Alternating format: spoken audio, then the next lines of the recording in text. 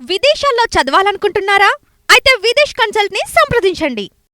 తెలంగాణ ప్రభుత్వంలో మిగిలిపోయిన 6 మంత్రి పదవుల మీద అనేక మంది ఆశలు పెట్టుకున్నారు. కోమటిరెడ్డి రాజగోపాల్ రెడ్డి, ప్రేమ్ సాగర్ రావు, వివేక్ వెంకటస్వామి, బీర్ల ఐలయ్య, వాకిట శ్రీహరి, సుదర్శన్ రెడ్డి, పద్మావతి, బాలు నాయక్, మల్రెడ్డి రంగారెడ్డి, దానం నాగేందర్ తదితరులు మంత్రి పదవి మీద ఆశలు పెట్టుకున్నారు.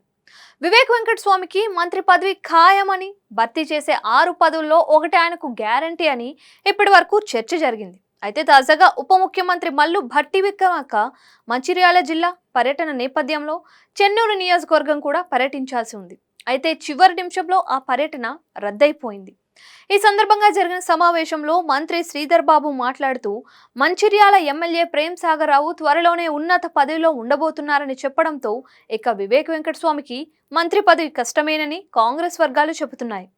పార్టీలో సీనియర్ అయిన ప్రేమ్ సాగర్ రావుకు మంత్రి పదవి ఇవ్వాలని పార్టీ సీనియర్లు కాంగ్రెస్ అధిష్టానాన్ని పట్టుబట్టినట్లు తెలుస్తోంది. అయితే ముఖ్యమంత్రి రేవంత్ సహకారంతో వివేక్ మంత్రి పదవి కోసం ప్రయత్నం చేస్తున్నాడు. వివేక్ చెన్నూరు ఎమ్మెల్యే కాగా ఆయన సోదరుడు గడ్డం వినోద్ బెల్లంపల్లి ఎమ్మెల్యే.